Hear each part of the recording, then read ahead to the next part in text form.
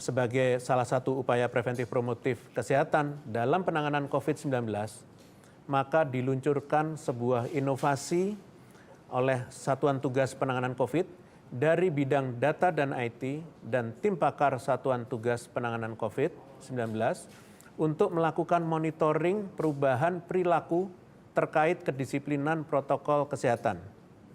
Inovasi ini dikenal sebagai Sistem Bersama Lawan COVID-19 atau BLC Perubahan Perilaku.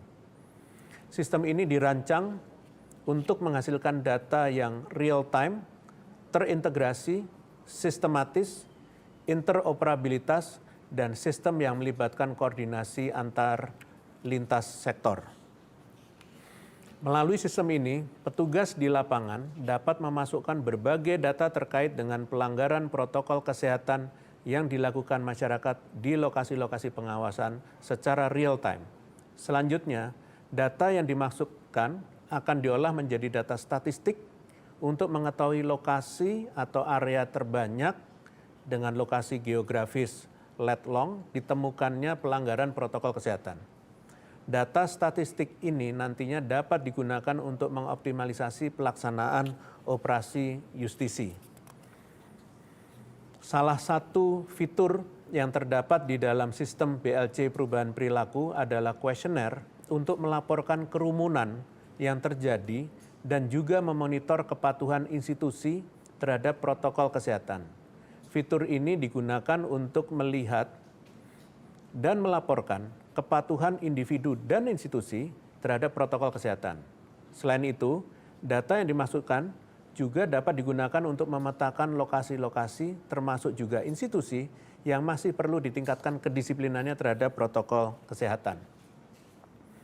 Hasil pelaporan monitoring perubahan perilaku akan berbentuk sebuah dashboard nasional, alat navigasi, dan menurut data per 26 Oktober, dan ini sudah berjalan sekitar 4 minggu, diketahui bahwa telah ada 18.960.212 orang yang dipantau. 3.048.380 titik pantau di seluruh Indonesia dan ada 495 kabupaten kota yang telah terpantau. Dan seluruh provinsi di Indonesia telah ikut terpantau. Data yang dihasilkan ini bersifat real time dan akan terus diperbaharui berdasarkan laporan yang masuk. Melalui dashboard ini pula, maka dapat diketahui jumlah orang yang dipantau, titik pemantauan, jumlah kabupaten kota, serta provinsi yang dipantau. Melalui dashboard ini pula, maka dapat dipetakan juga wilayah di Indonesia yang masih perlu ditingkatkan kedisiplinannya terhadap protokol kesehatan.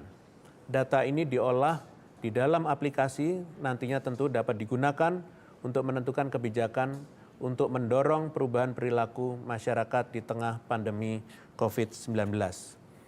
Kami perlu sampaikan bahwa sistem ini sebenarnya adalah untuk mengantisipasi supaya virusnya tidak bisa menular kepada manusia.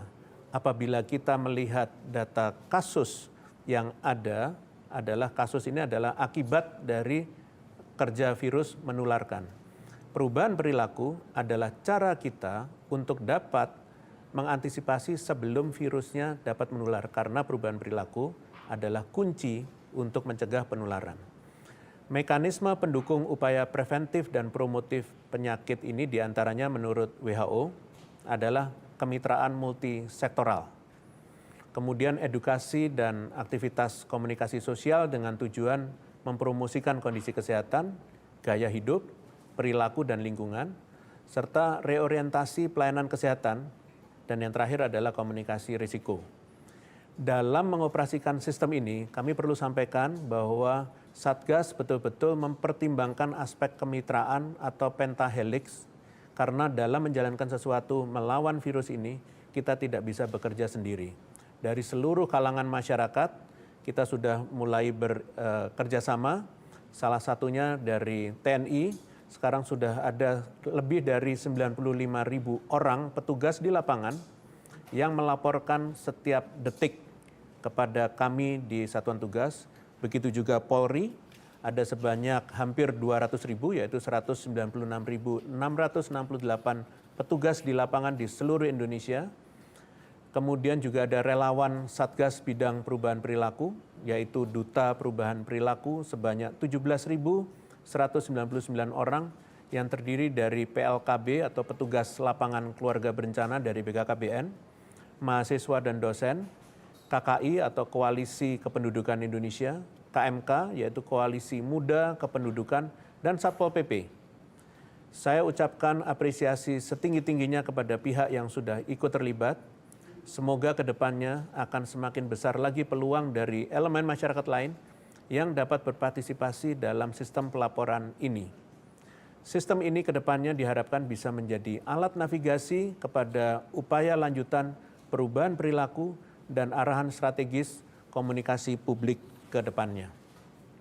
Ingat bahwa tidak ada toleransi dengan ketidakpatuhan protokol kesehatan. Jika sudah ada bukti terkait pelanggaran, harus ditindak dengan tegas.